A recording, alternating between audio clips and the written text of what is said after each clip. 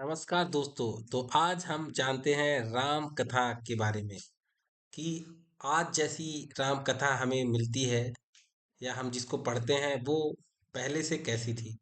तो शुरुआत करते हैं संस्कृत में लिखे गए राम कथा से। तो आपको मालूम है कि वाल्मीकि ने ही सबसे पहले रामायण लिख करके राम कथा की शुरुआत की थी। उसके बाद उनका लिखा हुआ एक और भी ग्रंथ मिलता है जिसे अद्भुत रामायण कहते हैं। पर उसकी जो कहानी है आपको जानकर हैरानी होगी कि वो बिल्कुल ही अलग है। आइए जानते हैं उसके कुछ अद्भुत रहस्यों के बारे में। सबसे पहला है सीता का जन्म रहस्य। इसमें बताया गया कि सीता जी मंदोदरी की पुत्री थी, जिन्हें एक कलश में रखकर मिथिला की भूमि में छिपा दिया गया था। इसमें एक और रोमांचकारी कथा आती है सहस्त्रमुख रावण की। ऐसा वाल्मीकि ने लिखा है कि रावण का एक भाई भी था जिसके 1000 सिर थे। तो जब राम ने उसका वध कर लिया तो सहस्त्रमुख रावण उससे भी अधिक शक्तिशाली था। राम अपनी सेना के साथ उस पर भी आक्रमण करते हैं, लेकिन सहस्त्रमुख रावण राम को युद्ध में बेहोश कर देता है। तब माता सीता महाकाली का रूप धारण करती हैं और सहस्त्रमुख रावण का वध करती हैं। तो यह दृश्य बहुत ही भयानक और शक्तिशाली था। अब आगे बढ़ते हैं कि मध्यकाल में भक्ति आंदोलन के दौरान क्षेत्रीय भाषाओं में राम कथा का अद्भुत विस्तार हुआ, जिसमें पहला नंबर आता है हमारे गोस्वामी तुलसीदास जी का, जिन्होंने रामचरितमानस की रचना की अवधी भाषा में, जो उत्तर भारत में सबसे लोकप्रिय है। इसके अलावा तमिल में भी कम्ब रामायण की रचना की है कम्बन ने, जो कि दक्षिण भारत में अत्यंत प्रतिष्ठित है। इसके अलावा बंगाली भाषा में कृतिवास रामायण भी लिखा है, जो कि बंगाल की संस्कृति और परिवेश में रचित राम कथा है। और इसके अलावा तेलुगु भाषा में भी रंगनाथ रामायण की रचना गोना बुद्ध रेड्डी द्वारा की गई है। अब एक और रामायण लिखा गया मराठी भाषा में, जिसे संत एकनाथ ने लिखा, जिसका नाम है भावार्थ रामायण। इसके अलावा संस्कृत काव्य और नाटकों में भी राम कथा का वर्णन मिलता है, जिसमें महाकवि कालिदास ने रघुवंशम महाकाव्य लिखा राम के चरित्र के ऊपर।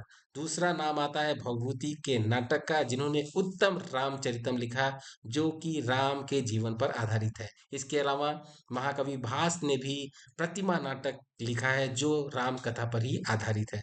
अब आगे हम देखते हैं आधुनिक हिंदी साहित्य में राम कथा किसने लिखी। तो उसमें सबसे पहले नाम आता है मैथिली शरण गुप्त का, जिन्होंने साकेत लिखा, जिसमें उर्मिला की विरह को प्रमुखता दी गई।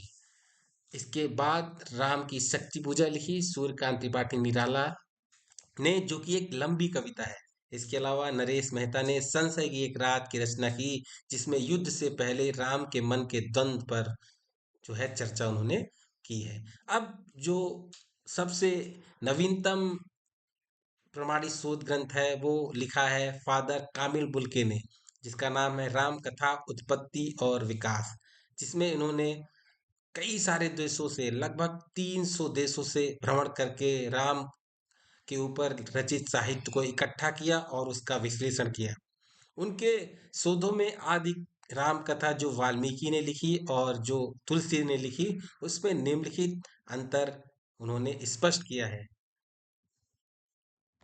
वाल्मीकि रामायण में सीता को एक सशक्त और स्वाभिमानी स्त्री दिखाया गया है, जो अंत में धरती में समा जाती हैं। उनकी अग्नि परीक्षा वास्तविक और अत्यंत कारुणिक है। जबकि मानस में तुलसीदास जी ने माया की सीता का प्रसंग जोड़ा है। रावण जिस सीता को हर ले जाता है वह असली सीता नहीं, बल्कि उनका प्रतिबिंब है। असली सीता अग्नि में सुरक्षित रहती है। दूसरा, पात्रों के उदात्तीकरण से वाल्मीकि रामायण में कहा गया कि जो कैकेयी और मथुरा है उनका मानवीकरण किया गया है और वो यथार्थवादी हैं। तुलसी ने इसे देवताओं की माया और सरस्वती की प्रेरणा से जोड़ दिया है, ताकि इन पात्रों के प्रति घृणा कम हो सके। बाली वध के बारे में भी वाल्मीकि रामायण में बाली राम पर छिपकर वार करने का गंभीर आरोप लगाता है। मानस में राम बाली को तर्क देते हैं कि अनुज बधु भगनी सुतनारी सुन सठ कन्या सम एचारी, इन्हीं कुदृष्टि बिलोकई जोई, ताही वधै कुछ पाप न हो। अर्थात बाली ने मर्यादा का उल्लंघन किया था, इसीलिए वध उचित था। एक और अंतर वाल्मीकि रामायण और रामचरितमानस में निकल करके आता है संपुक वध का प्रसंग। इसमें वाल्मीकि रामायण में संबुक वध की कथा विस्तार से है, जहां राम मर्यादा की रक्षा के लिए उसे दंडित करते हैं, लेकिन रामचरितमानस में इस पूरे प्रसंग को छोड़ दिया गया है। तो आशा है आपको ये वीडियो पसंद आया होगा। लाइक करें, शेयर करें। Thank you.